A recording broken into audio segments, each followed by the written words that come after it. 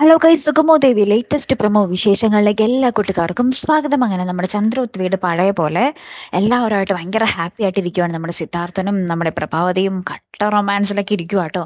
അങ്ങനെ തന്നെ വീണ്ടും ഒരു എട്ടിന്റെ പണി കിട്ടുന്ന ഒരു ദൃശ്യങ്ങൾ തന്നെയാണ് കൂട്ടുകാരെ നമുക്ക് കാണുവാൻ സാധിക്കുന്നത്. വേറെ ആർക്കുമല്ല കിട്ടുന്നത്, നമ്മുടെ ദേവികയ്ക്കാണ്. ദേവിക നമ്മുടെ ഋഷിക്ക് വേണ്ടി എന്തൊക്കെയോ ഫുഡൊക്കെ റെഡിയാക്കി കൊണ്ടുവരുന്നുണ്ട് കേട്ടോ. അപ്പൊ നമ്മുടെ അമ്മ കൊടുക്കുമ്പോൾ, അരുന്ധതി കൊടുക്കുമ്പോൾ ആ ഫുഡ് കഴിക്കുന്നില്ല.